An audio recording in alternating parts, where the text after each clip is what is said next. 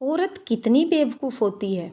रोज़ाना की तरह आज फिर 4 बजे उठी, उठकर भगवान का नाम लिया और फिर रसोई में आई। चूल्हे पर चाय का पानी चढ़ा दिया, बच्चों को उठाया ताकि स्कूल समय पर जा सकें। बीच में सास ससुर को चाय देकर आई, फिर बच्चों को तैयार किया, उन्हें स्कूल की यूनिफॉर्म पहनाई, उन्हें खाना खिलाया और उनका टिफ़िन पैक कर दिया। फिर उनकी स्कूल की रिक्शा आ गई, उन्हें रिक्शा में बिठाकर आते ही पतिदेव के लिए टिफ़िन तैयार किया क्योंकि वह भी ज़रूरी था। फिर मज़े मज़े से सारे झूठे बर्तन इकट्ठे किए। इसी दौरान पतिदेव की आवाज़ आ गई, अरे सुनती हो, मेरे कपड़े कहाँ हैं, मुझे लाकर दो।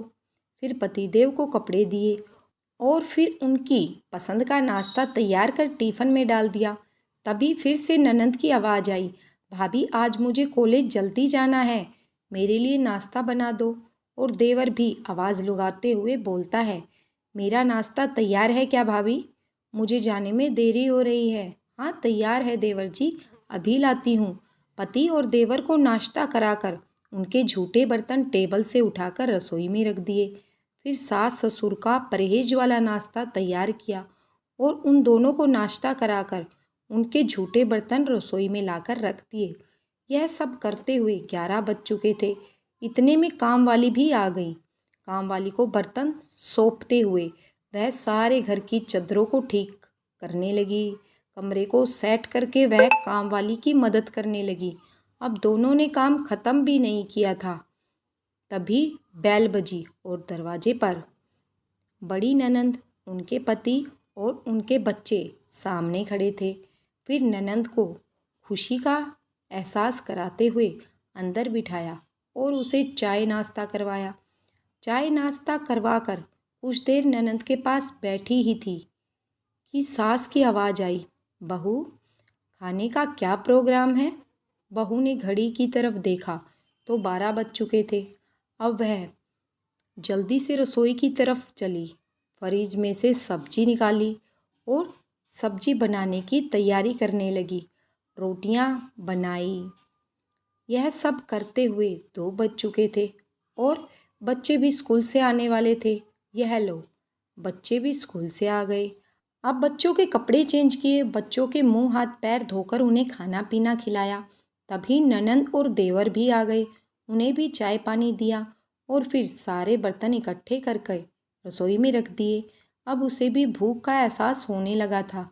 वह जैसे ही खाने के लिए किचन में गई तो हॉट केस में एक भी रोटी नहीं बची हुई थी। इस दौरान पतिदेव भी आ चुके थे और उन्होंने आवाज़ लगाई, आज लेट हो गया हूँ, भूख बहुत लगी है, फटाफट से खाना ला कर दो। पति के लिए फटाफट गरम गरम रोटियां बनाकर मेज़ पर लगा दी। अब 4 बज चुके थे। पति ने कहा, आओ तुम भी बैठकर खाना खा लो। तभी उसे याद आया कि आज उसने सुबह से कुछ भी नहीं खाया है। उसने मुंह में निवाला डाला ही था कि उसकी आंखों से आंसू निकल आए। उसे रोता देख पति ने पूछा, क्या हुआ, क्यों रो रही हो।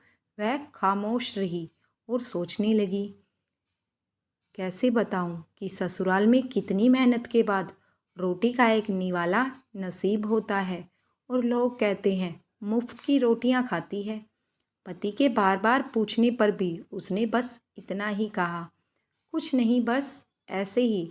आंसू आ गए। पति मुस्कुराया और फिर बोला, तुम औरतें भी कितनी बेवकूफ़ होती हो, बिना वजह के ही रोना शुरू कर देती हो।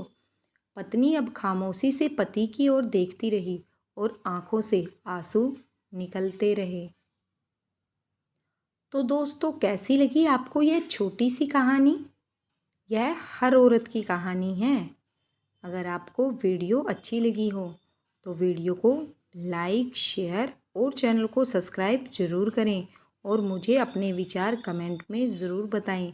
वीडियो पूरी देखने के लिए धन्यवाद। जय श्री कृष्णा दोस्तों।